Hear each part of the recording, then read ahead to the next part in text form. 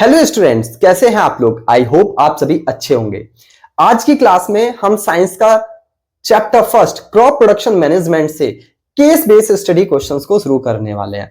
तो हो सकता है आप में से बहुत सारे बच्चों के लिए केस बेस्ड स्टडी क्वेश्चन बिल्कुल न्यू हो, लेकिन अगर आप सीबीएसई बोर्ड से बिलोंग करते हैं तो आपके लिए ये न्यू नहीं होना चाहिए, क्योंकि सीबीएसई ने बोला है इस साल कि आपके केस बेस्ड स्टडी क्वेश्चंस और रीजन असर्शन क्वेश्चंस, जिनको हम प्रैक्टिकल बेस्ड क्वेश्चंस कहते हैं, इनका वेटेज बढ़ने वाला है। और अगर आपके बड़े भाई बहन क्लास 10th और 9th में है तो आप उनसे पूछिएगा कि इस टाइप्स के क्वेश्चंस बोर्ड एग्जाम में आते हैं, इनका वेटेज काफी होता है। तो आपको अभी से तैयारी करना शुरू करना चाहिए, क्योंकि ये क्वेश्चंस बोर्ड के अकॉर्डिंग नहीं होंगे, ये 9th-10th के अकॉर्डिंग नहीं होंगे, ये आपके सिलेबस के अकॉर्डिंग होते हैं। बस इन क्वेश्चंस को सॉल्व करने की थोड़ी सी अप्रोच अलग होती है। तो हम पहले उन्हीं अप्रोच और सारी चीजों पर डिस्कस करते हैं। तो सबसे पहले हम समझते हैं कि केस बेस्ड स्टडी होता क्या है। तो basically case based study question कुछ और नहीं, सबसे पहले एक आपको सिचुएशन दी गई है, इस सिचुएशन को आपको रीड करना है और इन सिचुएशन के अकॉर्डिंग इन 4 क्वेश्चंस के आपको आंसर देने हैं। लेकिन ये आप ऐसा तो नहीं सोच रहे कि पैराग्राफ है, रीडिंग पैराग्राफ है, ये बिल्कुल अलग है। रीडिंग पैराग्राफ में क्या होता है, आपको आंसर फाइंड करने होते हैं, लेकिन केस बेस्ड स्टडी में यहां एक सिचुएशन दी गई है, उस सिचुएशन के बिहाफ पर आपको जो आपने चैप्टर रीड किया है उस चैप्टर के बेसिस पर आपको आंसर देने होंगे। ये एक बहुत इंटरेस्टिंग टॉपिक्स होता है, क्योंकि ये आपका क्यूरियोसिटी बिल्ड करता है। इसी तरीके से अभी हम समझ चुके हैं केस बेस्ड स्टडी क्वेश्चंस कैसे होते हैं, और आगे पढ़ेंगे हम रीजन असर्शन बेस्ड क्वेश्चंस। तो समझते हैं क्या कॉन्टेस्ट दिया है। Raju is a farmer who grows beets in his field. He follow traditional farming method. This year he notice that yield was not expected the favorable weather conditions। यानी ये कहा जा रहा है कि जो राजू है एक फार्मर है, उसने अपने खेत में वीट को ग्रो किया है, क्योंकि उसने ट्रेडिशनल वे ऑफ मेथड से उसने इस क्रॉपिंग को किया है, इसलिए उसकी फेवरेबल वेदर कंडीशन होने के बावजूद भी वो उतनी अच्छी क्रॉप्स का प्रोडक्शन नहीं कर पाया है। तो देखो समझते हैं ये क्वेश्चंस में। अब बहुत सारे बच्चों के दिमाग में आंसर तुरंत आ गया होगा, लेकिन कुछ बच्चे स्ट्रगल कर रहे होंगे कि ये हुआ क्या। देखो मैं आपको समझाता हूं। क्योंकि राजू ने कौन सा मेथड यूज किया है, ट्रेडिशनल मेथड फार्मिंग यूज किया है, इसीलिए टेक्नोलॉजी का यूज नहीं किया है, इसलिए प्रोडक्शन का बहुत कम हुआ है। क्यों? क्योंकि उसका वेदर कंडीशन फेवरेबल होने के बावजूद भी क्योंकि टेक्नोलॉजी का यूज नहीं किया, इसका एक रीजन हो सकता है जिसकी वजह से उसकी क्रॉप्स का अच्छा प्रोडक्शन नहीं हुआ है। तो पहले हम क्वेश्चंस पढ़ते हैं और 1-1 क्वेश्चंस को पढ़ करके उनके आंसर देते हैं। लेकिन अगर आप चाहते हो क्वेश्चंस को खुद से सॉल्व करना, तो वीडियो को 1 मिनट के लिए यहां पॉज कीजिएगा और सारे चारों क्वेश्चंस के आंसर खुद से करने की कोशिश कीजिएगा। फिर आगे हम क्वेश्चन जो डिस्कस कर रहे हैं उनसे मैच करिएगा और देखिएगा कि आपके कितने आंसर मैच कर रहे हैं, कितने नहीं। चलो शुरू करते हैं। फर्स्ट क्वेश्चन क्या है, what are some possible reason for lower yield in Raju's wheat field. यही कहा जा रहा है कि क्या रीजन हो सकता है कि राजू की क्रॉप्स का प्रोडक्शन अच्छा नहीं हुआ है। चलो आंसर देखते हैं। The possible reason could included poor soil quality. हो सकता है कि उसकी सॉइल की क्वालिटी उतनी अच्छी ना हो। ट्रेडिशनल फार्मिंग मेथड, मैंने जैसा कि बताया था कि उसमें गिवन है कि उसने कैसा मेथड यूज किया, ट्रेडिशनल मेथड, यानी उसने मॉडर्न मेथड्स यूज नहीं किया है। पुअर सॉइल क्वालिटी और लो क्वालिटी ऑफ सीड्स की क्वालिटी अच्छी नहीं है, and lack of proper fertilisation. ये रीजन हो सकते हैं, तो आप लिख सकते हो the possible reason could including poor soil qualities, traditional farming methods, low quality seeds and lack of proper fertilization। तो ये जो आपके क्या है, ये रीजन है किसके, क्रॉप्स की प्रोडक्शन कम होने के। आई होप आपको फर्स्ट आंसर मिल गया होगा अगला क्वेश्चन पर बढ़ते हैं। क्वेश्चन नंबर सेकंड क्या है? क्वेश्चन नंबर सेकंड गिवन है, suggest method of farming technologies that Raju could adapt to increase his crop yield. यानी आपको कोई भी ऐसे सजेशन बताने हैं टेक्नोलॉजी में कि जिसकी वजह से राजू क्या है, उसे अपने मेथड में यूज कर सके। आगे बढ़ते हैं और इसका आंसर देखते हैं। Raju could adopt techniques such as using high yielding variety seeds, यानी उसे अच्छे वीड्स सीड्स लेने चाहिए, एंड इंप्लीमेंटिंग ड्रिप इरिगेशन। और वो क्या करे? ड्रिप इरिगेशन करे। क्यों? क्योंकि अगर आपने चैप्टर को पढ़ा होगा, आपको याद होगा कि ये मॉडर्न वे ऑफ इरिगेशन है, जिससे क्या होता है, वो एक्सेस वाटर से क्रॉप्स खराब नहीं होती है। अगर आपको ये सब नहीं पता है तो आप पहले फर्स्ट मेरा वीडियो जाकर के देखें, जिसका लिंक कमेंट बॉक्स में या फिर आई बटन पे मिल जाएगा। आगे बढ़ते हैं। And using balance fertilisers and organic manure, यानी राजू को क्या करना चाहिए? हाई वैरायटी सीड्स डालने चाहिए। सेकेंड वन, इंप्लांटेशन करना चाहिए ड्रिप इरिगेशन का, और balance fertilisers and organic manure का यूज करना चाहिए। आई होप आपको समझ में आया होगा क्वेश्चन नंबर सेकंड। अब फिर से बढ़ते हैं क्वेश्चन नंबर थर्ड की तरफ। What steps should Raju take before sowing the seed to ensure better crop production? यानी राजू क्या कर सकता है सीड्स को सोइंग करने से पहले, जिससे क्रॉप का बेटर प्रोडक्शन हो। चलो समझते हैं third answer. Before sowing the seeds Raju should prepare the soil by ploughing and levelling it. तो राजू क्या कर सकता है? मिट्टी को अच्छे से तैयार कर सकता है। देखो, लेबलिंग करने के हमने एडवांटेज आपको डिस्कस किए थे क्लास में, जिसमें क्या वन ऑफ द बेस्ट होता है कि वाटर है, वो वाटर जो हर एक प्लेस पर एप्रोप्रिएट क्वांटिटी में पहुंचता है। और लेबलिंग करने से होता क्या है कि जो बड़े बड़े पत्थर हैं वो भी टूट जाते हैं। ये इंश्योर कर ले क्या? लेबलिंग और प्लगिंग सही से करे, तो जिससे क्या होगा? राजू की और अच्छी सी क्रॉप्स ग्रो होगी। आगे बढ़ते हैं और फोर्थ क्वेश्चन, जो कि इस केस बेस्ड स्टडी का लास्ट क्वेश्चन है। How can use high quality seeds impact Raju's wheat production? यानी हाउ कैन कैसे हाई क्वालिटी सीड्स हैं वो राजू की क्रॉप्स में इंपैक्ट क्रिएट करते हैं। चलो समझते हैं। High quality seeds can lead to better germination rate and healthier plants. देखो बेटा, आपको समझना होगा, पहले हम समझते हैं हाई क्वालिटी सीड्स का मतलब क्या है। देखो, अगर आप थोड़ा बहुत भी फार्मिंग से रिलेटेड हैं या गांव से बिलोंग करते हैं, तो यह आपके लिए बहुत आसान है। आपको पता है कि कुछ मार्केट में हाइब्रिड सीड्स आते हैं और कुछ लोकल सीड्स आते हैं। अब समझते हैं हाइब्रिड सीड्स क्या है। इन सीड्स को लेबोरेटरी में प्रिपेयर किया जाता है अच्छी क्वालिटी को इंक्रीज करने के लिए, जिससे क्या होता है, इनका क्रॉप्स का प्रोडक्शन बहुत अच्छा होता है। तो जो हाइब्रिड सीड्स हो गए, ये कैसे हैं? हाई क्वालिटी सीड्स हैं, और इनमें जो भी डिजायरेबल कंडीशंस हैं ये सारी मिल जाती हैं। चलो मैं आपको बताता हूं डिजायरेबल कंडीशन से मतलब क्या है।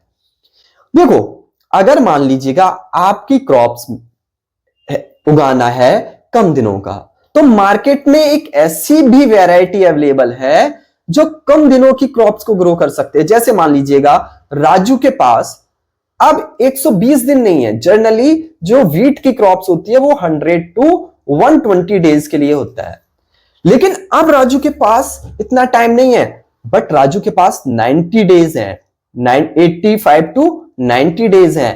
अब क्या कर सकता है राजू? मार्केट जाए और वहां से कह सकता है कि मुझे ऐसी व्हीट की क्रॉप्स चाहिए जो 85 टू 90 डेज के बीच में ही प्रिपेयर हो जाएगी। तो ऐसी क्रॉप्स लेकर आएगा, तो ये क्या होगा? ये एडवांटेज होगा राजू को। यही तो है फायदा टेक्नोलॉजी का, मॉडर्न वे ऑफ फार्मिंग का। इसके साथ साथ मान लीजिएगा राजू की सेकंड कंडीशंस लेते हैं कि राजू एक ऐसी फील्ड में व्हीट उगा रहा है जहां वाटर होल्डिंग कैपेसिटी उतनी अच्छी नहीं है। तो मार्केट जाकर के राजू व्हीट की ऐसी क्वालिटी लेकर आ सकता है जहां वाटर की ज्यादा क्वांटिटी रिक्वायरमेंट नहीं होगी। यही सारी चीजें मिलकर के, डिजायरेबल कंडीशंस मिलकर के क्या बनाती हैं? हाई क्वालिटी सीड्स बनाते हैं। अब जब अभी आपको हो सकता है उतना अच्छे से नहीं समझ में आ रहा हो हाइब्रिडाइजेशन क्या है, 9th क्लास में जाएंगे तब वहां आपके पास एक प्रॉपर चैप्टर होगा, इंप्रूवमेंट ऑफ क्रॉप प्रोडक्शन या फिर improvement of high variety of field, तो वहां आपको पढ़ने को मिलेगा। लेकिन अभी आप हाइब्रिडाइजेशन से इतना समझ लीजिएगा कि जो भी प्लांट्स या सीड से हमें डिजायरेबल क्वांटिटी चाहिए होती है वो सारी अवेलेबल हो जाएं, और वो सारी क्वालिटी सीड्स की कैसी होंगी? हाई क्वालिटी सीड्स होंगी, उन्हें ही हाइब्रिड सीड्स कहते हैं। आई होप आपको फर्स्ट केस बेस्ड स्टडी आसानी से समझ में आ गई होगी। आगे मूव करते हैं और सेकंड केस बेस्ड स्टडी पर बढ़ते हैं। देखो अब यहां सेकंड कॉन्टेस्ट दिया है। अब आपको समझ में आ गया होगा कि केस बेस्ड स्टडी क्वेश्चंस कैसे हैं। पहले कॉन्टेस्ट है और उन कॉन्टेस्ट के बेसिस पर आपको आंसर देने हैं। तो देखो कॉन्टेस्ट क्या है? Seema has a vegetable garden where she grow various vegetables like tomatoes, cucumbers and carrot. She used to organic farming methods and does not use any chemical fertilizers or pesticides. यानी जो सीमा है उसका एक वेजिटेबल्स का garden है जहां वो different types की वेजिटेबल्स और फ्रूट्स को ग्रो करती है, लेकिन वो ऑर्गेनिक फार्मिंग मेथड का यूज करती है और कोई भी केमिकल या फर्टिलाइजर या पेस्टिसाइड्स का यूज नहीं करती। तो देखो पहला क्वेश्चन क्या है? Explain the benefit of the organic farming that Seema practice. मुझे यह बताना है कि ऑर्गेनिक फार्मिंग के क्या फायदे हैं।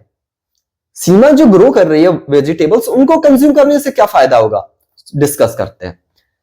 क्या है आंसर समझिएगा। Organic farming improve soil health, enhance biodiversity, reduce pollution and product higher crops from free from harmful chemicals, benefit both from environment and humans। देखिएगा इसमें कुछ टर्म्स होंगे, हो सकता है आपको समझ में नहीं आ रहे हैं, लेकिन मैं वन बाय वन करके सभी को एक्सप्लेन करता हूं। तो सबसे पहले आपके समझ में क्वेश्चन ये आ रहा होगा, सर सॉइल हेल्थ कैसे इंप्रूव होगी? सॉइल हेल्थ कैसे इंप्रूव होगी? देखो सॉइल हेल्थ के लिए आप समझिएगा, जब हम केमिकल्स का यूज करते हैं तो कुछ माइक्रोब्स जो हमारे लिए बेनिफिशियल हैं या फिर अर्थवार्म जो कि फार्मर के फ्रेंड्स कहे जाते हैं, वो लॉस हो जाते हैं, वो खत्म हो जाते हैं। तो क्या होता है, सॉइल उतना वो अच्छे से डिकम्पोज नहीं कर सकते। तो पहला रीजन आई होप आपको समझ में आया होगा, सॉइल हेल्थ इंक्रीज करता है। दूसरा रिड्यूस पॉल्यूशन। पॉल्यूशन से कैसे फर्क पड़ता है, पॉल्यूशन का क्या इंपैक्ट है? देखो बेटा समझते हैं। कुछ केमिकल्स यूज किए जाते हैं फार्मिंग में। अब फार्मिंग में केमिकल्स यूज करेंगे तो ये जो केमिकल्स हैं ये सॉइल में जाएंगे।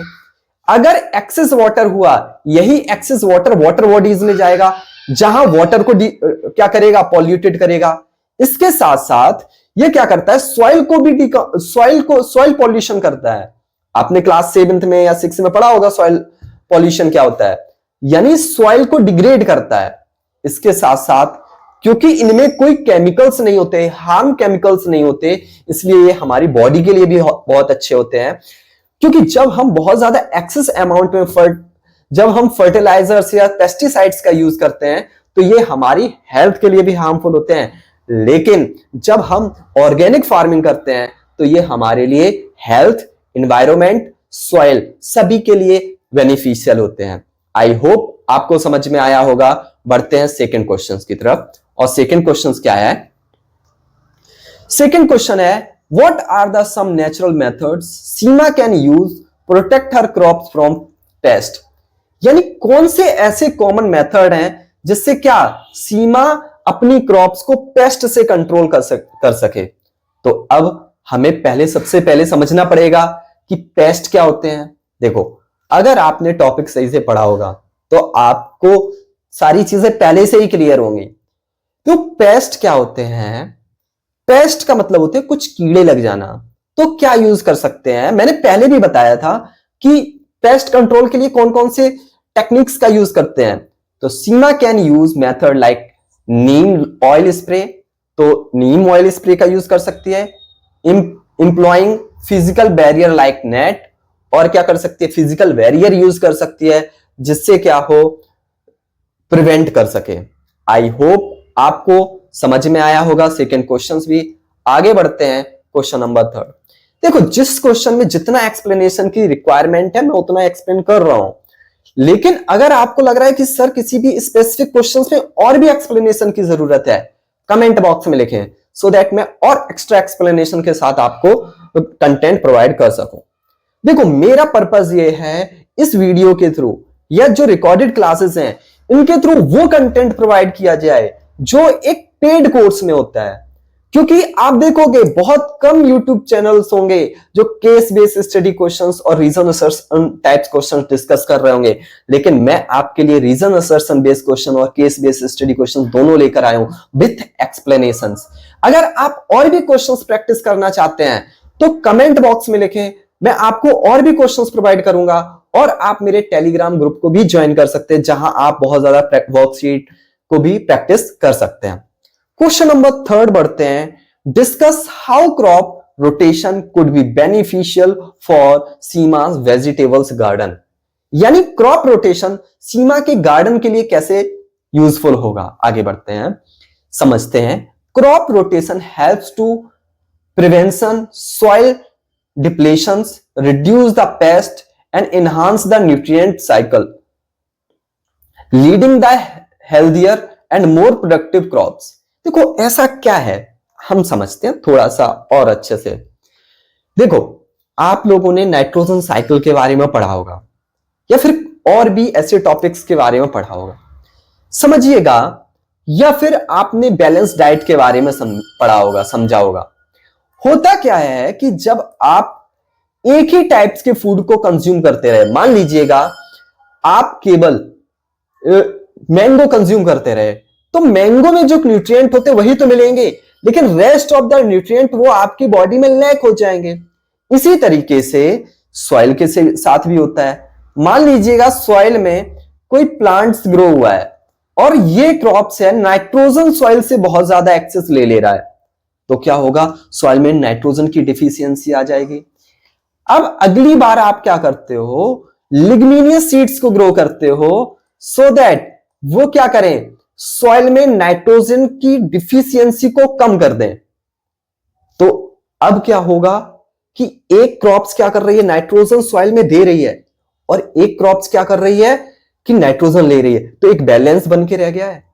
इसीलिए सॉइल रोटेशंस बहुत इंपॉर्टेंट होता है। उसे अलग अलग टाइप्स की क्रॉप्स को ग्रो करना चाहिए अलग अलग सीजन में, ऐसा नहीं, क्योंकि बहुत सारे फार्मर लैक ऑफ एजुकेशन की वजह से वो कई सालों से वीट्स ग्रो कर रहे हैं, जिससे उनकी सॉइल में न्यूट्रिशन की डिफिशियंसी हो गई है और उनको नहीं समझ में आ रहा है कि अब सॉइल का प्रोडक्शन, जो उनकी क्रॉप्स का प्रोडक्शन कम क्यों हो गया। तो आप, अगर आपके पेरेंट्स हैं तो आप उन्हें सजेस्ट कर सकते हो, और ज्यादातर लोगों को पता ही होता है क्रॉप रोटेशन के बेनिफिशियल के बारे में, अगर वो फार्मर हैं तो। आगे बढ़ते हैं और पहुंचते हैं क्वेश्चन नंबर 4 पर। What does compost play is Seema's garden and how does it contribute to the soil fertility. यानी कंपोस्ट है वो कैसे सीमा के गार्डन में हेल्प करते हैं। तो देखो, समझते हैं। Compost add organic matter to soil, improve soil structure, increase water retention. देखो क्या करता है, सॉइल के स्ट्रक्चर को तो इंक्रीज करता है क्योंकि उसमें माइक्रोब्स आ जाते हैं। जब कंपोस्ट का यूज करते हैं तो उसमें जो हेल्पफुल माइक्रोब्स होते हैं वो सॉइल में इंक्रीज हो जाते हैं। इसके साथ वाटर होल्डिंग कैपेसिटी बढ़ जाती है, जिसकी वजह से एक बार पानी देने से पानी कई लंबे समय तक उसके सॉइल में होल्ड होकर के रहता है, रुक के रहता है। आई होप आपको समझ में आए होंगे दोनों केस बेस्ड स्टडी क्वेश्चंस। अगर अभी भी अगर आपको कोई डाउट्स है तो कमेंट बॉक्स में लिखें, और आगे बढ़ते हैं और समझते हैं रीजन असर्शन क्वेश्चंस। देखो, बच्चे डरते हैं जब भी उनसे मैं केस बेस्ड स्टडी क्वेश्चंस या रीजन असर्शंस की बात करता हूं तो वो डरते हैं। ऐसा नहीं क्लास 8th में, क्लास 9th और 10th के क्लास के बच्चे डरते हैं रीजन असर्शन क्वेश्चंस और केस बेस्ड स्टडी क्वेश्चन से। लेकिन मैं कहता हूं इसको डरने की कोई चीज है ही नहीं, ये सबसे आसान क्वेश्चंस हैं अगर आपने इन्हें एक बार अच्छे से समझ लिया तो। देखो होता क्या है रीजन असर्शन क्वेश्चंस में, मैं आपको समझाता हूं। पहले 4 ऑप्शंस होते हैं हर एक क्वेश्चंस में। यही 4 क्वेश्चंस होते हैं और मैंने आज तक इसी ऑर्डर में देखे हैं। हर एक क्वेश्चंस के यही ऑर्डर होते हैं। और केस बेस्ड स्टडी क्या है समझिएगा। ये असर्शंस है, ए डिनोट्स टू असर्शंस, और दूसरा है इसका रीजन। अब देखो, एक असर्शन है, एक रीजन है, एक स्टेटमेंट है और उसका रीजन है। अब आप पिछली स्लाइड्स पर चलते हैं। अगर आपका असर्शन सही है और रीजन सही है और उसका करेक्ट एक्सप्लेनेशन भी है, तब ऑप्शन ए करेक्ट होगा। समझते हैं। जैसे कि मैं एक एग्जांपल देता हूं। मैंने बोला सन है वो ईस्ट से निकलता है, ये क्या हो गया assertion. Sun rises in the east, and reason मैंने दिया because sun set in the west. ये कोई इसका लॉजिक है? नहीं है। जब लॉजिक ही करेक्ट नहीं है तो हमारा क्या है, जो रीजन है वो गलत हो गया। लेकिन इसका करेक्ट एक्सप्लेनेशन नहीं है, क्योंकि सन तो वेस्ट में रेस्ट करते ही है। लेकिन क्या ये इसका रीजन है? नहीं। रीजन क्या है? रीजन है अर्थ के रोटेशन की वजह से। तो देखो समझते हैं, इस कंडीशन में जो हमने आपको एग्जांपल दिया, इस कंडीशन में हमारा असर्शन तो सही है और रीजन भी सही है, बट करेक्ट एक्सप्लेनेशन नहीं है। जब करेक्ट एक्सप्लेनेशन नहीं है तो इस कंडीशन में ऑप्शन नंबर बी सही होगा। आया समझ में या नहीं? लेकिन अगर हमारा असर्शन सही होता, रीजन गलत होता, तो हमारा ऑप्शन नंबर सी सही होता। लेकिन अगर हमारा असर्शन गलत होता, रीजन सही होता, तो ऑप्शन नंबर डी सही होता। लेकिन अगर हमारा रीजन भी सही है, असर्शन भी सही है और उसका एक्सप्लेनेशन भी सही है, तो उस कंडीशन में हम कह सकते हैं कि हमारा ऑप्शन नंबर 1 सही होगा। आई होप अब आपको समझ में आया होगा। फिर से मैं आपके लिए एक बार समराइज कर देता हूं। मेरे कहने का मतलब यह है सिंपल सा, कि पहले आप असर्शन पढ़ें, फिर रीजन पढ़ें, तो फिर ये सोचें क्या ये असर्शन सही है, फिर दूसरा क्या रीजन सही है। अगर रीजन सही है तो क्या ये करेक्ट एक्सप्लेनेशन है? अगर ऐसा है तब ऑप्शन नंबर ए के साथ जाएं। अगर रीजन गलत है तो हम ऑप्शन नंबर 4 के साथ जाएंगे। अगर असर्शन गलत है तो ऑप्शन नंबर ही सही नहीं है, तो उस कंडीशन में ऑप्शन नंबर बी के साथ जाएंगे। एक क्वेश्चन समझते हैं, आपके दिमाग में बहुत आसानी से क्लियर हो जाएगा। क्या क्वेश्चन है? Manure is considers better than chemical fertiliser. क्या यह बात सही है कि मैन्योर है वो ज्यादा अच्छे माने जाते हैं फर्टिलाइजर से? तो बात तो बिल्कुल सही है, इस बात में तो दम है। हाँ, ड्रॉबैक है मैन्योर के, लेकिन फर्टिलाइजर से अच्छे हैं। आगे बढ़ते हैं। Manure provide organic matter to the soil, improving its texture and water holding capacity. भैया ये भी बात सही है, और इस बात को करेक्ट एक्सप्लेन भी कर रहे हैं कि क्यों अच्छा है। इसलिए हम कह सकते हैं इस वाले क्वेश्चंस का करेक्ट आंसर हो जाएगा ऑप्शन नंबर ए। इतनी इसी तो बात है। अगर आपके दिमाग में कंसेप्ट क्लियर है तो आप ऐसे क्वेश्चंस को विद इन सेकंड कर सकते हो। लेकिन अगर कंसेप्ट ही क्लियर नहीं है तो फिर इशू होगा, फिर प्रॉब्लम होगी। आगे बढ़ते हैं क्वेश्चन नंबर 2 पर।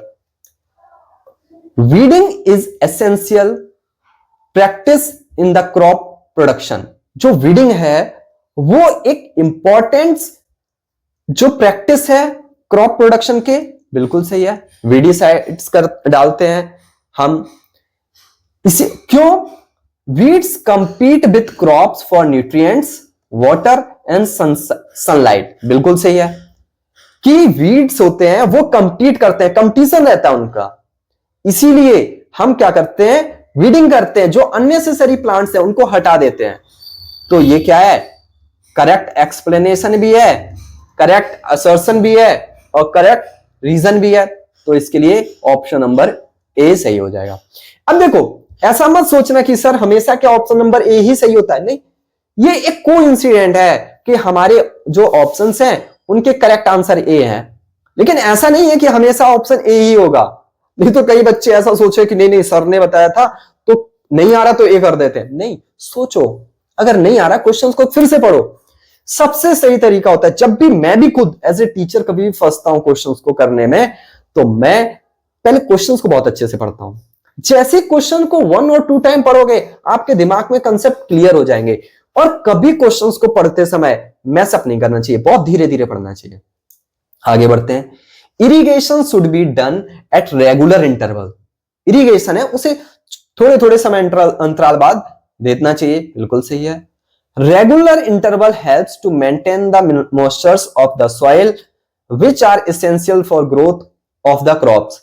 ये भी बात है, बिल्कुल सही है कि थोड़े थोड़े समय बाद पानी देते रहो, जिससे क्या उसके अंदर मॉइस्चर्स बना रहे और जिससे क्रॉप्स की ग्रोथ में हेल्प हो। तो ये भी, इसका भी आंसर हमारा ऑप्शन नंबर ए हो जाएगा। आगे बढ़ते हैं और समझते हैं क्वेश्चन नंबर 4।